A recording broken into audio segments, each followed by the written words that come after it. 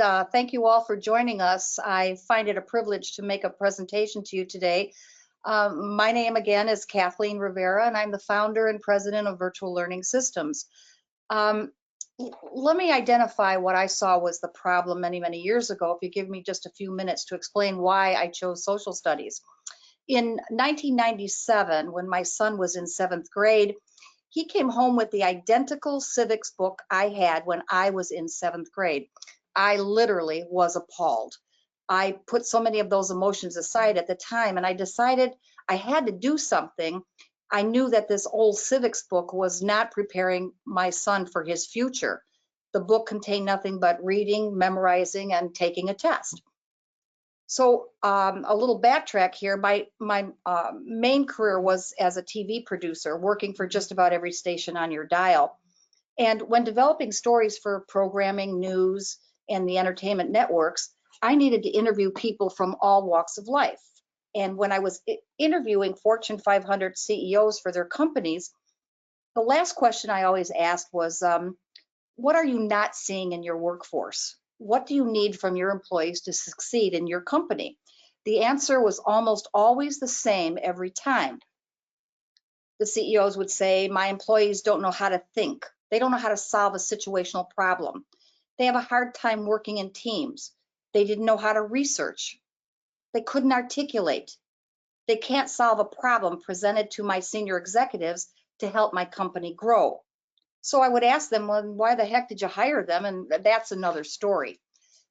My education company literally produced over 1,500 K through 12 curriculums at the time. And I think, hang on, I think I'm out of order here. Let me just see.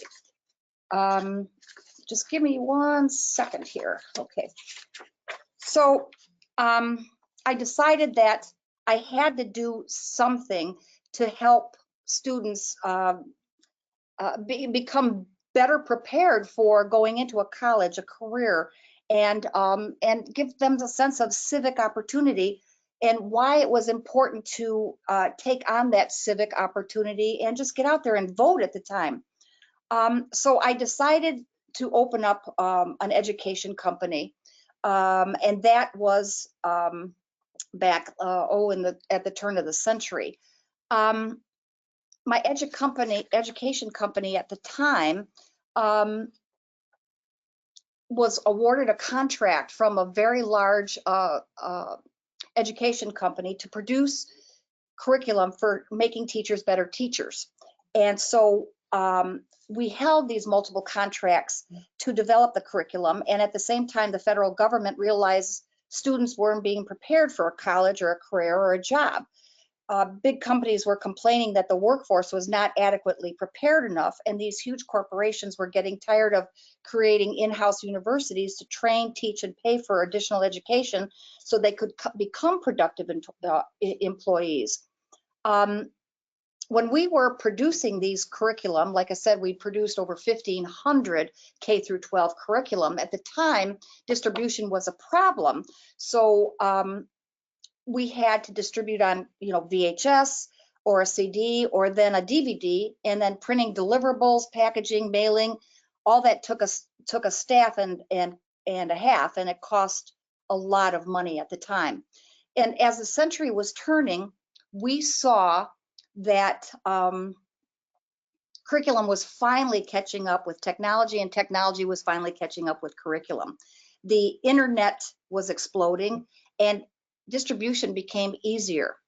As my company held these multiple contracts, we knew that we had to solve a problem for the teachers to become better teachers so that the students could be more prepared for that workforce going to college or a career in out of college or not coming out of college. So we were witnessing teachers K through 12 with a huge burden of preparing these kids for life outside that classroom, not just in math and science or ESL, but for a successful life that they weren't being given in geometry or chemistry. And this is what we were finding as the years were going by, where we were producing more and more curriculum that was helping teachers be better teachers. As an education company, we saw we had to give teachers every available tool to prepare their students for life outside that classroom. And as the country was on this upswing of success, jobs were growing everywhere, hiring was rampant, and employees needed more from their new hires, much more. But at the time, the classrooms still had VHS recorders. They had a whiteboard or a blackboard and a bunch of books, and some old, some new. And teachers had to spend lots of their free time developing exciting ways to teach, engage, inform, and inspire and entertain as this technology was changing so fast. Students needed more than just learning from a book by rote or lessons written on a blackboard or watching a lengthy history video. So how are we helping teachers become better teachers with all this professional development we were creating for this education company and contracts I had? Was our curriculum preparing their students for the next century? The answer was it wasn't, and we weren't. As we faced this dilemma, overnight technology exploded, and the kids had iPhones. They could play games on their iPhones or computers for hours. Computers were loaded with incredible graphics, videos they watched for hours with storytelling techniques that kept them engaged and, of course, totally entertained. Because of this swift technology swing, if the teachers weren't prepared or savvy on a computer and creative on a computer enough to engage, inform, entertain their students in the classroom, teachers were faced with the problem of very bored students sitting in front of them. Books were becoming way too expensive, and the turnover was 5 years or more for a book to be updated. And of course, movies with TV and video gamers were exploding with all the latest jaw-dropping graphics and visuals that kept kids glued. So how could we use that technology, the latest in technology, to help teachers? So my company was driven to figure that out. How could we make significant change in the classroom using this latest in technology without complicating a platform for teachers? How could we create an engaging curriculum that would keep students glued and want more? How do we turn content into storytelling options so students learn? How do we use the latest in graphic design and still make it affordable? During all this due diligence, we heard from so many principals and teachers learning on a computer for teachers was way too complicated, and they would rather stick to the book. At the time, with all the problems to solve for teachers, as technology was growing faster and faster, we knew we had to make the commitment to making the change to help them in the classroom through social studies, not math, not science, but social studies. To prove that social studies was the beginning of preparing our students for college, a career, and with some sense of civic responsibility, and preparing them for the new world, I had to find out what the students knew about our country or the world. So I began interviewing a number of students across the country in what we call man on the street interviews, asking a number of 7th graders what they knew about our history, government, geography, and economics. Questions like, where's our nation's capital? One answer, this one student said to me, oh, I know, it's in Seattle, Washington. Another question I asked was, how old do you have to be to vote for the President of the United States? And one student answered, oh, 16, that's when I get my driver's license. Another question I asked was, how many branches of government did our founding fathers establish? And the answers would come back, what are founding fathers? Tell me about what you know of the Grand Canyon. Another answer was, oh, it's a big hole in the ground in India. When was our country founded? The answer came back by more than one 7th grader, 1812. And tell me what you know about Wall Street. One student said, oh, I know, it's in China and it's called the Wall of China. As I heard more and more discouraging answers to simple questions about our history, geography, government, economics, I literally wanted to scream.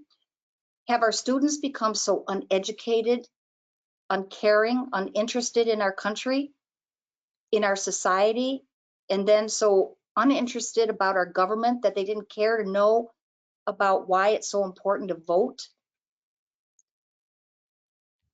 I then figured social studies could be the answer to preparing our kids for the world they were going to inherit. I had to find out why social studies and its importance. Well, I found a number of answers. Social studies help students grow their critical thinking ability by evaluating decisions taken by prominent leaders in the past. Students get the advantage of getting knowledge from other leaders' mistakes. How do you learn from others' mistakes? And is that all social studies need to teach? Of course not. The primary purpose of social studies is to help young people make informed and reasoned decisions for the public good as citizens of a culturally diverse democratic society in an independent world. Social studies develop the ability in learners to adapt to changing environments. Social studies help make students become good citizens who are capable and willing to develop our society. Social studies teaches the student the right types of values and attitudes. Yeah, you say with all this rhetoric, but the true and simple answer is by learning about our geography, history, government, and economics helps young people care. Enter inquiry-based learning and virtual learning systems social study. I'm sure all of you understand that inquiry-based learning is more than asking a student what he or she wants to know. It's about triggering curiosity, activating that curiosity, and gives the student much more than just information delivery. Tell a student and he learns in the moment. Engage the student and he learns for life. Dr. Dean Cantu is with us, and he's the Associate Dean and Director of the Department of Education, Counseling, and Leadership at Bradley University, a Professor of History, Social Studies Education, and Executive Director of the Illinois Council of Social Studies. He's here to help me answer your questions, along with Jack Liga, who helped our technology design and development in creating our web-based online inquiry-based social studies curriculum, which we'll talk about later. Going forward with our due diligence, teachers we know who use inquiry-based learning are finding it easier for them to teach, partly because it transfers some responsibility from teachers to students, but mostly because releasing the authority engages students. By releasing this authority, it engages students. Speaking of engaging, we know that kids today are using every device imaginable, watching their favorite shows, playing their favorite games, integrating others into their screen world, and of course they expect to be entertained. In our 8 years of research and development with the best of the best social studies professors and task force committees, it became clear to our company, Virtual Learning Systems, that we had to create a learning tool for teachers and students to prepare them for college careers, civic responsibility, and give them the life skills they need to succeed in the workforce. 8 years ago, we knew that the world was turning virtual on just about every platform, but especially needed in the classroom, not to replace books, but to enhance them with the visual tools needed to engage, create curiosity, retain knowledge, and more for that future classroom. Because of this global virus we're all experiencing now, that virtual future classroom is now, and teachers are now, and now parents need the tools to get them through this crisis and to carry on what students are getting very used to, and that's the virtual classroom e-learning environment.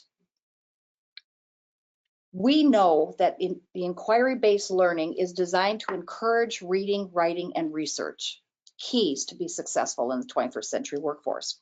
We know they have to advocate working in teams. We know that they need to be developed, we need to develop students' thinking and their evaluation skills. Inquiry-based learning teaches students how to ask questions and conduct interviews.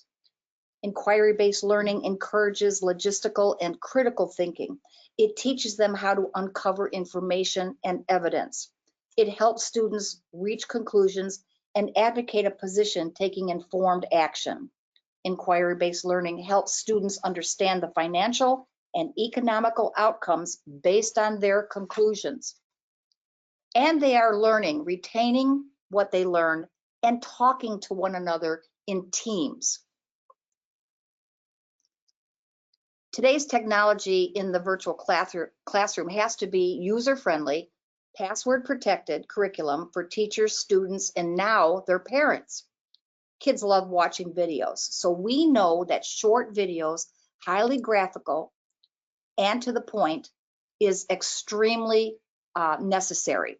Retention is very, very low, and the graphics have to be memorable and content relatable.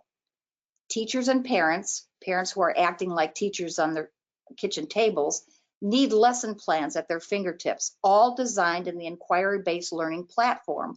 Again, content-driven. We know that teachers and now parents, again, need to be able to assess their learning. They need rubrics, they need think sheets, they need timelines, and a teacher dimension activities need to keep students totally engaged, all with downloadable materials. We know that teachers need additional resources at their fingertips. And as a parent, and private sector involvement is critical. Field trip experiences is the next wave of the virtual classroom, and they exist right now. And of course, standards and objectives aligned with the C3 national platform to prepare students for college careers and civic responsibility is a must. Once this virus is over and classrooms are back in session, we hope, more and more students and teachers will and are depending on virtual learning. It will and become the norm. Employers more than ever want their employees to work virtually. The cost savings are enormous, and employers are now demanding their new hires have skills to meet their expectations in a virtual disciplined environment, and that's working from home. Let me go back here. But will the e-learning virtual classroom prepare our students for college, a career in the 21st century workforce? Let's just look at that for a moment. How does virtual classrooms work? And is a question I've been asked a lot these days. The definition I came up with is a virtual classroom is an online learning environment that allows for live interaction between the tutor and the learners as they are participating in learning activities. In other words, the virtual classroom is a shared online space where the learners and the tutor work together simultaneously or not. A virtual classroom is an online classroom that allows participants to communicate with one another, view presentations or videos, interact with participants, and engage with resources in work groups. Virtual classrooms leverage the best of technology to make learning an easier and more convenient experience. And they also help bring down the costs significantly. With companies like Apple, Verizon, Google, and more giving away thousands of Chromebooks and iPads, content is key on these devices. And now for the first time, teachers and students have fingertip technology that was missing in most of the classrooms. They can now teach 21st century skills using an online web curriculum as a significant resource. Today, the use of the web to teach and learn is inevitable for both teachers and students. E-learning is a priority for businesses. So what are the characteristics of e-learning that prepares our students for that 21st century workforce and gives skills that give the kids the skills that they need to be hired? Here's what I know. E-learning uses inclusive language. It provides self-reflection opportunities. It allows user-friendly, easy navigation. It includes relevant, relatable, and real-life scenarios. Enables personalization. It responds to individual needs. It connects through multi-sensory interaction. It enhances collaboration and communication in real-time teaching and learning. It's effective in every efficient time and in management. It gives students and teachers worldwide exposure. Online learning makes students more in control of their learning path. If they want to pass the course or exam given, they need to take time to study, putting them in charge of their own learning process and therefore making them more self-disciplined. So in today's business environment, that's critical. Learning occurs best when the development of positive attitudes and perceptions is made a part of every learning task. Students learn to think positively about themselves, their peers, and the material they are learning. E-learning emphasizes these practices. With the right e-learning content in our world's history, government, economics, and geography, we are creating the e-learning student to achieve the life skills they need in the 21st century. This is our future, and we know the future is now. In summary, the benefits of virtual online learning are it accommodates everyone's needs. The online method of learning is best suited for everyone. Lectures can be taken at any time. It offers access to updated content, quick delivery of lessons. E-learning has scalability, consistency. It reduces costs. It's effective. It's flexible. There isn't a traditional 8 to 3 schedule. It gives them one-on-one attention. Recover lost credits or get ahead. It prepares students for college and careers at a self-paced environment. The overwhelming velocity of change in the world we live in today is remaking the American educational system, technology-wise, culturally, socially, and in methods of teaching and communication. The industry and the federal government have agreed in principle that the new need is to prepare students for college and careers and civic responsibility and to succeed with a happy life. To accomplish this goal, educational curriculum should be built on a totally digital platform, use inquiry-based teaching methods, and curriculum based on approved strands of history, government, geography, and economics, and maintain the highest technical standards using creative video and identifies and integrates federal and state standards and objectives. Additional curriculum should be aligned with the C3 framework. Virtual Learning Systems, which is a company that we started about 8 years ago, has met a number of these challenges. We have traveled all over the country with focus groups of superintendents, principals, teachers, parents, all asking for the same thing. Make my life easier in the classroom. Give me the tools that I need to help my students not only succeed in the 21st century workforce, but to be not to be engaged and to, and I have to entertain them. Give me a tool that makes them want to come back to my classroom every day. So my company, Virtual Learning Systems, and the teams that I put together have all met those challenges and more. And I hope that you all go to www.vlseducation.com to see what we have prepared that has taken us 8 years to develop. We knew at the time that we had to create a curriculum that was for the virtual classroom to come.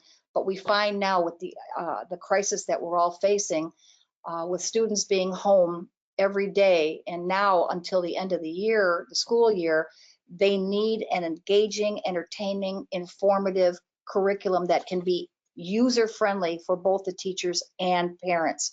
So we're happy to answer any questions. Jack and Dr. Cantu is with us, and we'll be happy to answer anything that we may have sparked in this little discussion.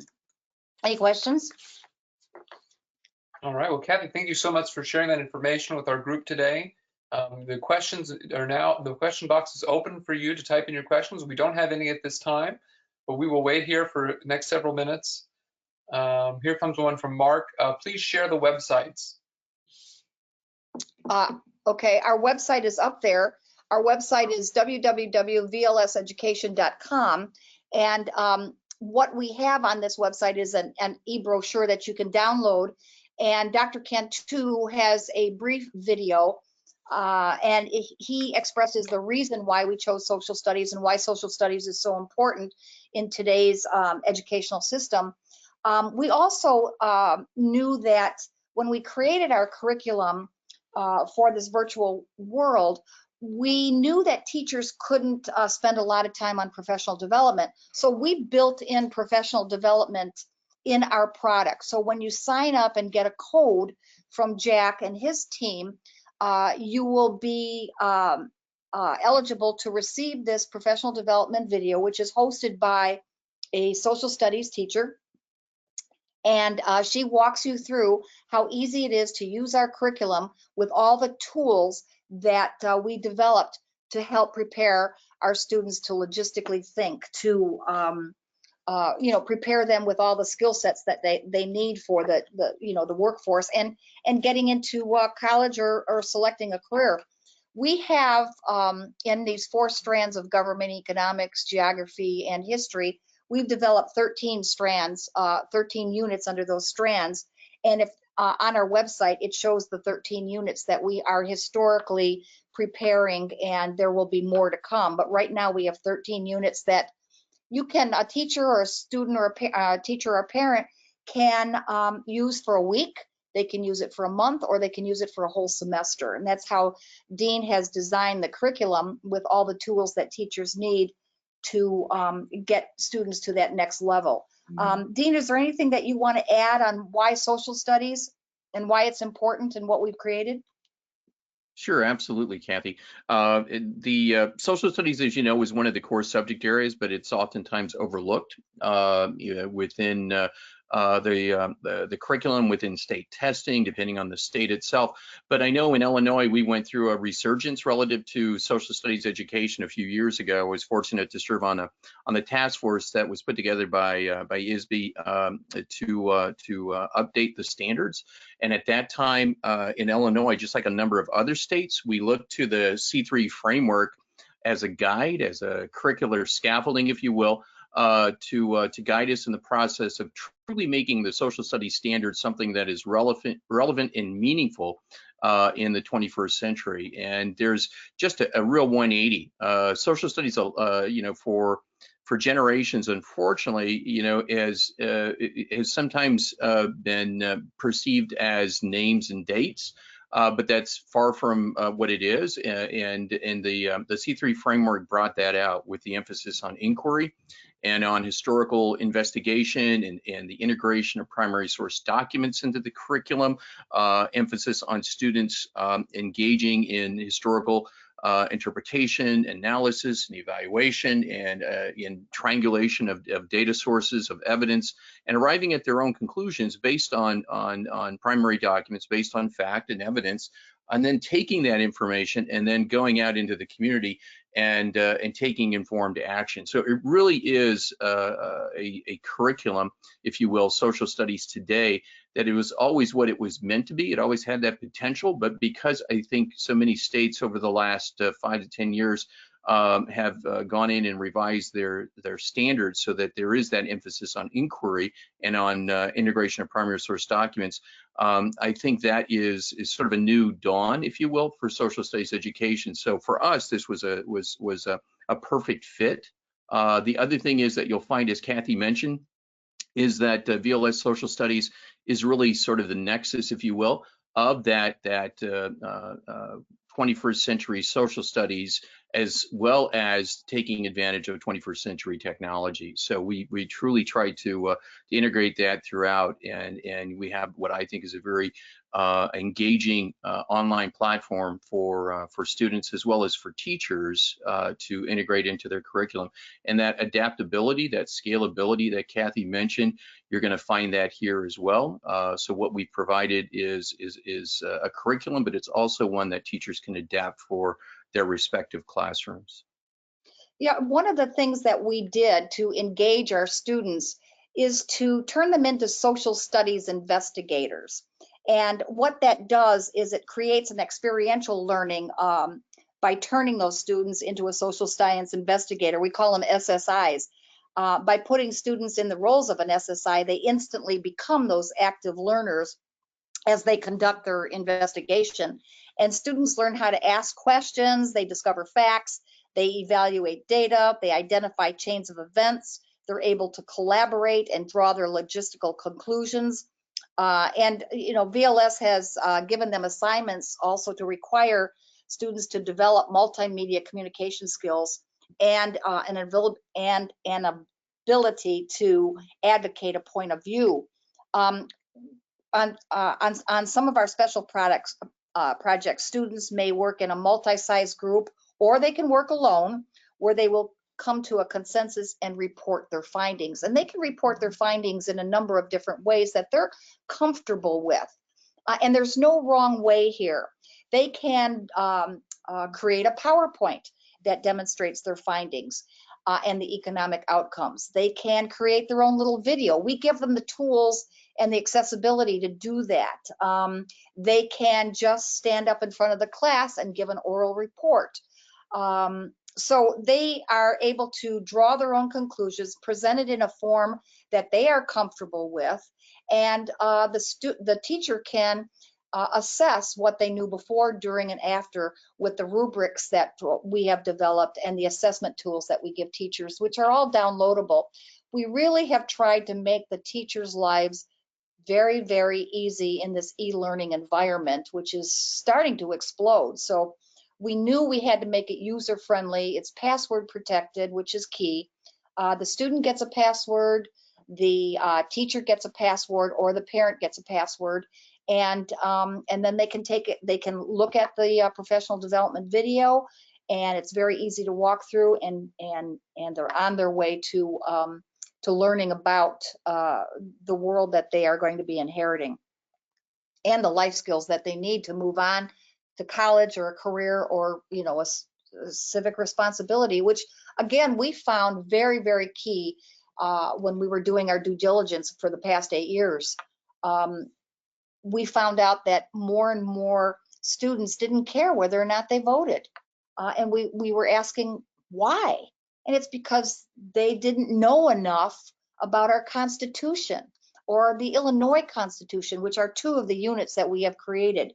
They didn't know why civil rights was so important and what was the big deal, which was, was jaw-dropping to us as creators of what students were needing in the classroom, and why these kinds of units were more important to get them through the life that they're living in this 21st century. How to pass a bill was another one that we created, and that was because the kids didn't understand what even a bill was and what it does and how it affects their life. So that unit is very visual and much needed. And we did a unit on the Great Chicago Fire, which the kids love. And each unit starts out with a peer-hosted video, a student of their age level in a brief video, 3 to 5 minutes, and it's like the foundation for the content of the rest of the learning tools that we have created. So we show them why Chicago burned down, what was going on at the time, and again, it's very, very visual, and what Chicago became as a result of this devastation. And then the kids are able to take out into their community and ask questions to their leaders in their community. For instance, we require them to go out and ask their fire chief, their police chief, one of the community leaders, if there was a devastation in our town or our city, are we prepared? They ask them questions about what are some of the solutions? Do I have to worry about my community burning down? And so this Great Chicago Fire unit, for what's happening around the world and what's happening in our country with the fires and the floods and the hurricanes, it becomes very relevant today on how to prepare for these disasters. And so they come back to the classroom and they give their analysis of what their community leaders have set forth to establish a safe haven in their community. So These are just a few of the units that we've developed based on the needs that we heard from the teachers in our focus groups all over the country. Dean, have you got anything to add to why VLS and the programs that we've created are helping teachers today? Absolutely, and I think you touch on some of it, Kathy. And again, I'm a former high school history, social studies teacher myself. Now at the university level, I teach our undergraduate social studies methods course for individuals going into middle school and high school history education. And some things, well, some things have changed, some things have remained constant, and that's sort of the history of history, social studies education. There's a professor, Larry Cuban, and an author who wrote about change and continuity in social studies education. And I think what you find is that drive on the part of social studies teachers to want to try to integrate primary documents into their classroom. That's been there for generations. I know when I was a social studies teacher, there was something called jackdaws, which were paper packets of primary documents. Now, of course, all of these documents, primary source documents, photographs, broadsides, posters, maps, illustrations, political cartoons, they're all available in the Library of Congress, National Archives, and other digital resources. And one of the things that we've tried to do with VLS Social Studies is to integrate those into the units so that we can take advantage of this true wealth of resources out there. I know one of the units on U.S. entry into World War II, there's a series of interviews that are available on the Library of Congress site, for example. It's called A Day of Infamy, Man on the Street Interviews, and they were taken and recorded, oral history, recorded shortly after the attack on Pearl Harbor. And you can hear these oral interviews that reside right now solely in the Library of Congress, but we've taken those and given them sort of another life so that they're integrated into an engaging activity within that unit where students can go back in time and listen to individuals who were interviewed and their response to the attack on Pearl Harbor. So those types of treasures of primary documents that are out there and they're available, we've integrated those throughout because teachers have always wanted to try to do that, and now it's easier, now than ever before to do that. But there's just a wealth of them. It's almost overwhelming with how many, primary documents are out there. So we've taken those and we've arranged those so that they're aligned with the standards, and we've also integrated, as Kathy mentioned, authentic learning activities. So we have students going out and they're taking on the role of being historians or geographers, and they're out there conducting interviews, oral history projects themselves, and so we tried to integrate, really synthesize all of the best of teaching and learning, sort of best practices, if you will, into these teaching units. But the other thing that I think you'll find, and I know as a former high school social studies teacher, one of the things I always wanted is I wanted the ability to edit and adapt the curriculum to my classroom, to my students. And you have that ability to do that with the, I don't like the word or the moniker worksheets, so we call these think sheets because we don't want students to see engaging in the activities that we have as onerous sort of work. We want them to think, and there's an emphasis on higher order thinking. So in the think sheets that we provide, though, these are available so that teachers can adapt those, and you can add to it, you can modify it, you can integrate other elements to it makes it nice for them to be able to adapt it to the classroom. Likewise, all of the activities, there are performance assessment rubrics. These are adaptable as well. We've got these populated with different performance criteria and different information relative to the levels of performance for each of the categories, but teachers can go in there and they can adapt those to their classroom. And I think that adaptability, that scalability is really important, and that's one of the key features or pillars of the VLS social studies curriculum. Any questions out there? Yeah, we have had some additional questions roll in. Here's one from Mark. He asked, does the curriculum, or can the curriculum be used for special education in 9 to 12 and adult ESL? Dean?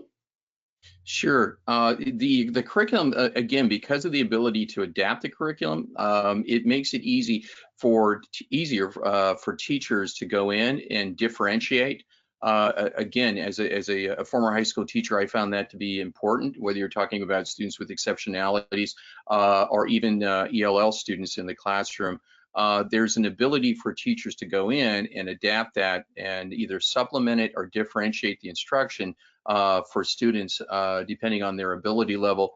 And also for English language learners as well. I think our curriculum, particularly with if you look at, and again, we at Bradley have an ESL endorsement embedded into our teacher preparation programs in elementary and middle school, early childhood, and in our LBS 1, our special education curriculum.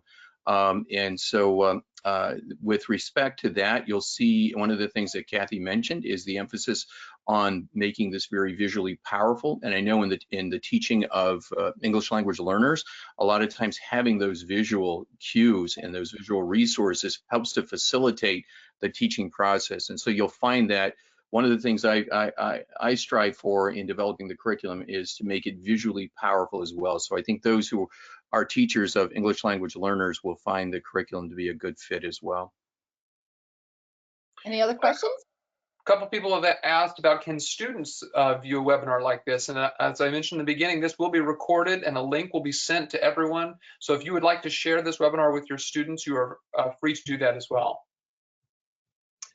Question from Nicole: what age range is this curriculum geared towards?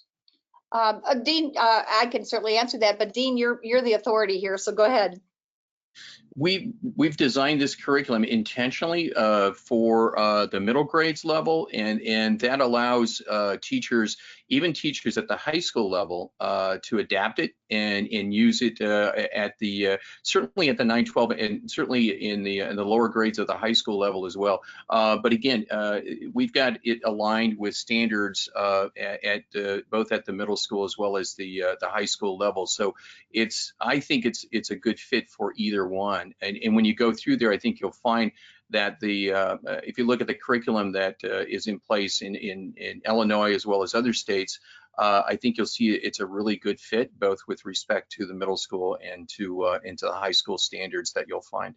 Yeah, one of our teachers in our school district asked me if they could use one of our units for their 4th grade class, and they wanted permission to use the Illinois State Constitution and the U.S. Constitution, and she was teaching that in 4th grade. So, and they're loving it, and the kids are loving it, and they see the graphics and the substantial content that's easy for them to understand. And it's also being used in the 9th grade at one of our schools in our district. So we're saying these units can go from 4th grade to 12th grade. And if I could add, Kathy, too, I think it is a really good fit for the 4th grade. In Illinois, even though we don't call it the Expanding Horizons approach, if you look at a lot, that's been sort of the guiding principle for the development of social studies standards in the United States in K through 6. And if you look at the 4th grade, a number of states emphasize the state. State government, state history, and so on. So I would agree completely that I think 4th grade is a really good fit relative to what the curriculum focuses on anyway, which is an emphasis on the state. Yes, and one of the things that we make sure that's embedded in every one of our curriculum is that opportunity to go out into the community, go to your parents, your grandparents, and interview them. For instance, in one of our units is on the Montgomery bus boycott and the civil rights movement. And when I was giving a demonstration to a 6th grade class, they were appalled that during the 1960s, their half brothers who are African American or their brothers who are African American could not drink out of the same water fountain as they could, being a white boy. And so the curriculum takes you through that turnover in the 50s, 60s, and what's going on today. And so we encourage them to ask your mother, ask your father, ask your grandmother what they were doing in the 60s. Were they aware of some of the horrific things that were going on with African Americans at the time, where they couldn't eat at a lunch counter or go to the bathroom in the same place that they could. So they come back with these stories from their grandparents and their great grandparents and their aunts and uncles, and hearing what they have discovered by interviewing their loved ones or a community leader was very, very touching to me. I almost, I had to help hold back the tears when I was listening to some of the things that they came back with by interviewing their loved ones and what was going on at the during the civil rights movement. And the kids became really articulate. And I was amazed at these fifth graders who were so articulate in their findings. I knew we were on the right track. And so it's our hope to create more units and have a number of units available by the end of next year that are going to be in this time frame, in this social studies atmosphere. We know that having an inquiry-based learning tool provides teachers with an ideal platform for engaging the students and placing them in roles in which they are called on to use the same knowledge base and skill set used by historians, by geographers, political scientists, and economists in this authentic real-world situation scenarios that we are giving them. Any other questions? Yes, a two-parter from Khalid. Number one of the challenges that I'm grappling with is this question about whether we are preparing our scholars for a world that doesn't exist through our day-to-day instruction. You mentioned a few items that resonated. In your opinion, what are the non-negotiables that should be in place to ensure that scholars are adequately prepared for a workforce that doesn't exist? Boy, that's a great question. Dean, can you help this gentleman out?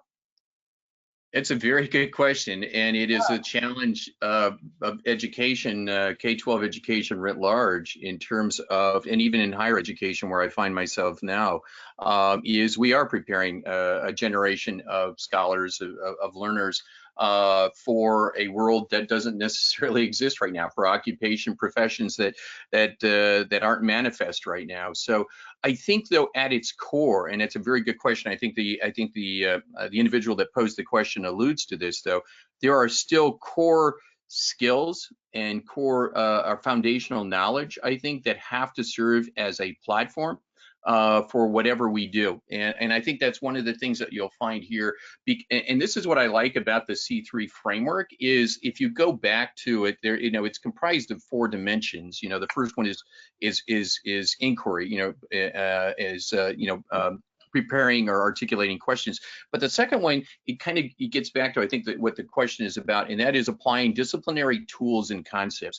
If you look at history, for example, and where I've spent most of my career at the teaching at the high school and at the university level, history, there are certain core concepts, certain core principles, certain elements of being a historian, a student of history, if you will, that don't change. And one of those is the evidence, the primary documents that are out there that historians, go out and investigate, and then they triangulate, and then they, test, hypotheses that they have, theses that they pose.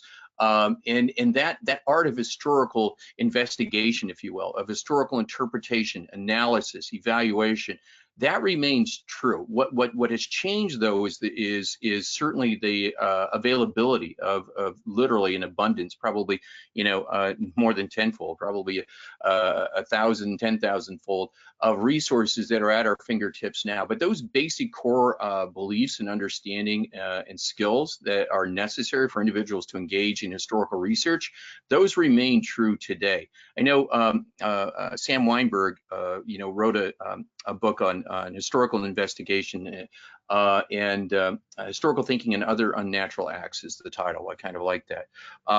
But in there, he talks about how historians approach the evaluation, analysis of primary documents in a completely different manner than most students do in high school, for example. Students in high school, when you give them a primary document, they start, like if it's a political cartoon, they start to evaluate the political cartoon. Historians go down to the bottom and they look at the citation, the data. They try to find out who developed this political cartoon, when was it developed, where was it developed, what is the historical context, and then they proceed to analyzing the cartoon itself. And I think it's helping our students to become historians and understand the art of historical investigation. That has not changed over the past few centuries. Those core skill sets, I think, if you will, are absolutely requisite to engaging in history today in the 21st century. So we find ourselves in a different time. We find ourselves in a period in which technology is ubiquitous, but some of those core foundational types of skills remain true. So I think it's ensuring that you build that foundation, but that's not a terminal step. You have to then allow them to apply it to the real world and take advantage to all of the digital resources that are available to us today. And one of the things that we made sure, one of the tools that had to be included in our social studies curriculum is easy access to the resources that are available out there, depending on the subject that they want to teach or the unit they want to teach. We built in those resources at the teacher's fingertips and at the parents' fingertips.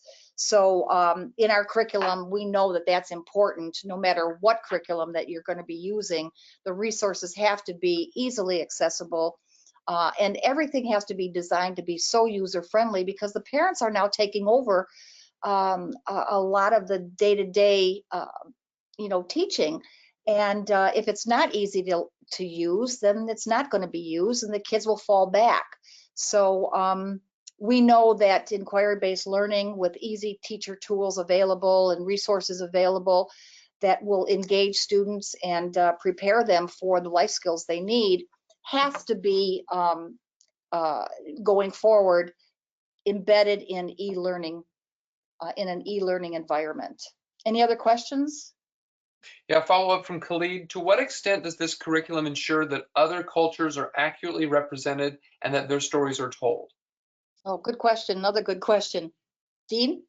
Sure, absolutely. And that is essential. I agree 100%. And that's one of the things that is so important in teaching social studies in the 21st century. It's always been important, but now more than ever, I think we collectively are more conscious of it.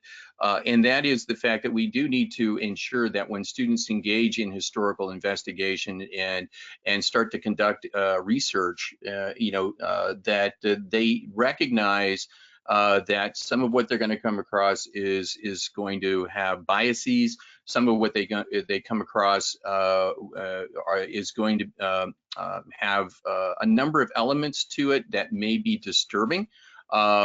History and social studies, I feel very fortunate to have taught both at the high school and at the university level, because it is powerful. It is a powerful subject area. For me, it's the most meaningful and relevant of the core curriculum areas.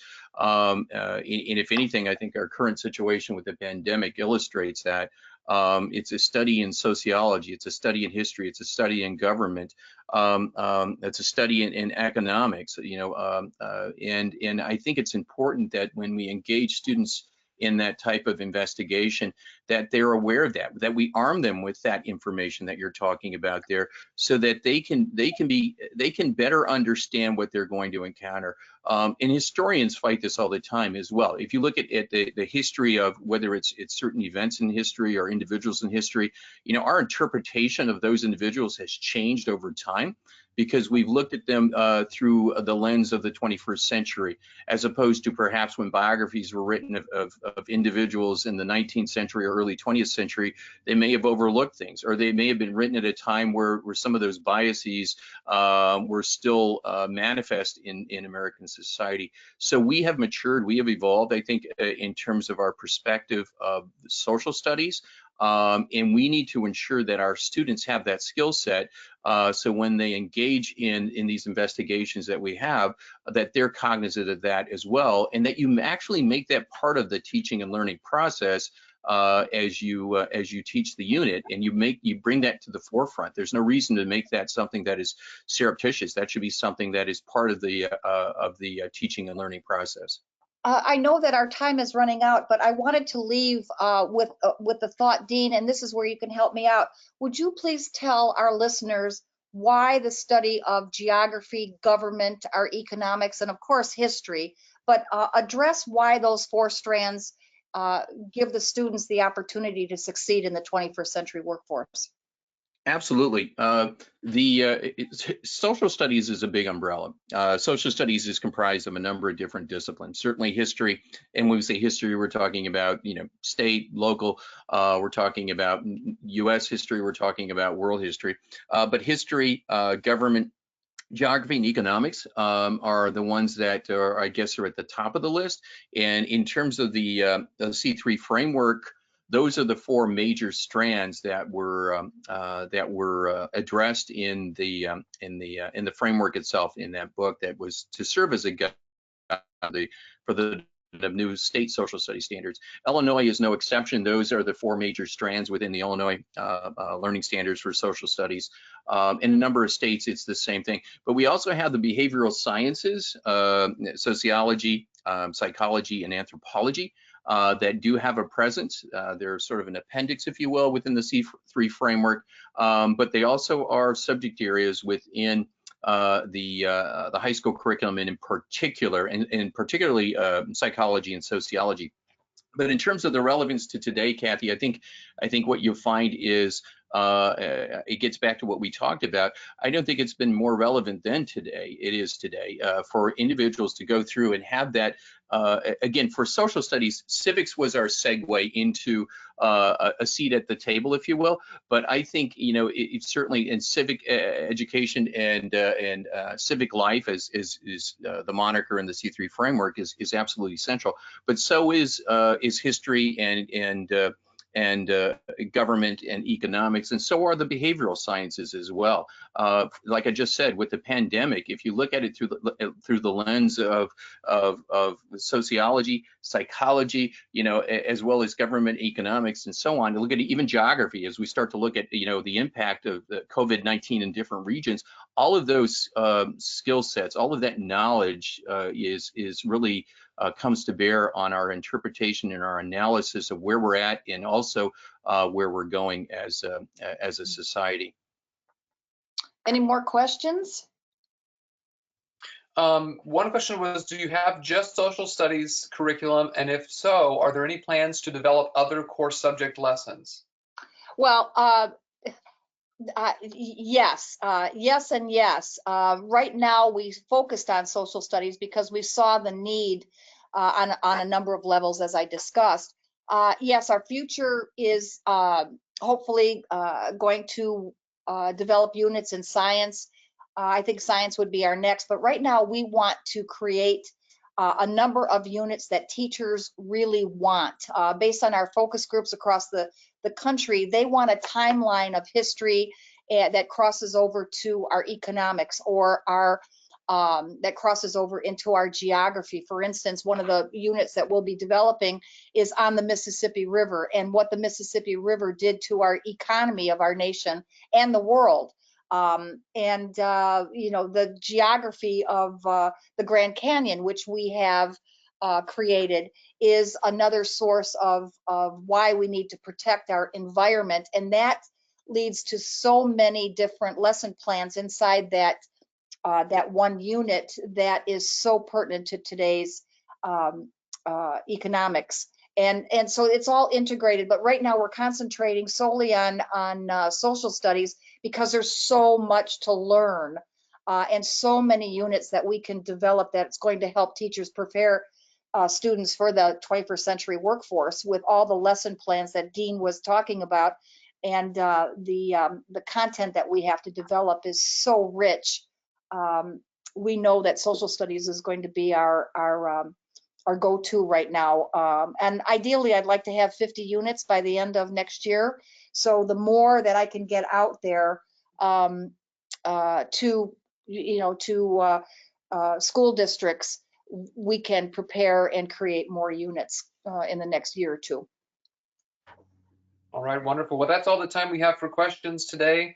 If you would like one of the virtual learning systems teams to reach out to you directly to learn more about their curriculum that they have available, type yes into the questions box now, and we will make sure that they get your email address so that they can follow up with you directly. Yes, that would be great. And we look forward to hearing from all of you. And Dean, Jack, and I will be happy to answer any of your questions. And leaving you with the last thought that distribution is critical to any of the curriculum that you want to use in your classroom or a parent needs. Distribution is, again, critical. And what we have designed is a very user-friendly distribution outlet where all you're going to have to do is, once you get a code from us, a password you'll create, all you'll have to do is just click on your on the link. It'll be that easy for you. So I look forward to hearing from all of you, and thank you so much for the time that you've given us today. I know it's precious, and good luck to everyone out there in this e-learning environment. Absolutely. Everybody stay safe out there and take care of each other. Appreciate you joining the session. Kathy, Dean, and Jack, thank you guys so much for the valuable information. We are concluding the webinar recording at this time, and you may close out of the GoToWebinar control panel, and that will log you out of the session for today. Thanks, everybody. Thank you all. Thank you.